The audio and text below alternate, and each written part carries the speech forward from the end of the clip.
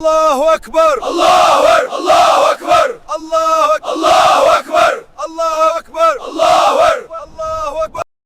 ঐতিহাসিক বদর যুদ্ধ বা বদর দিবস ইসলামের ইতিহাসে অত্যন্ত গুরুত্বপূর্ণ একটি দিন।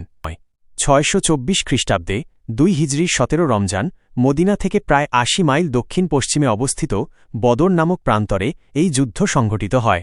এটি ছিল ইসলামের ইতিহাসে প্রথম বড় কোনো সশস্ত্র যুদ্ধ। সৈন্য সংখ্যা ও শক্তির তুলনা।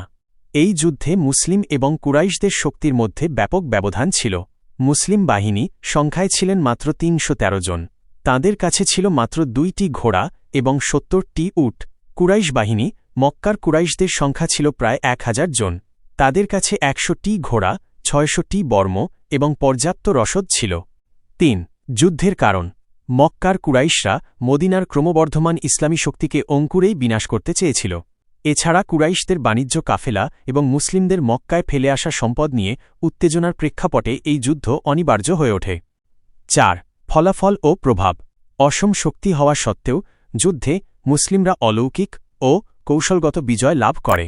বিজয় কুরাইশদের 70 জন নিহত হয় এবং 70 জন বন্দী হয়। অন্যদিকে মুসলিমদের মধ্যে মাত্র 14 জন, 6 জন মুহাজির ও 8 জন আনসার শহীদ হন। আবু জাহেলের মৃত্যু। ইসলামের চরম শত্রু আবু জাহেল এই যুদ্ধে নিহত হয়। আত্মবিশ্বাস। এই জয় মুসলিমদের আত্মবিশ্বাস বহুগুণ বাড়িয়ে দেয় এবং আরবের বিভিন্ন গোত্রের কাছে মদিনার শাসন ব্যবস্থার গ্রহণযোগ্যতা তৈরি করে। কেন এই দিবসটি গুরুত্বপূর্ণ? ইসলামী বিশ্বাস অনুযায়ী বদর দিবস হল সত্য ও মিথ্যার পার্থক্যের দিন, ইয়াউমুল ফুরকান। এটি প্রমাণ করে যে সংখ্যা বা অস্ত্র নয়, বরং অটল বিশ্বাস এবং ধৈর্যই বিজয়ের মূল চাবিকাঠি।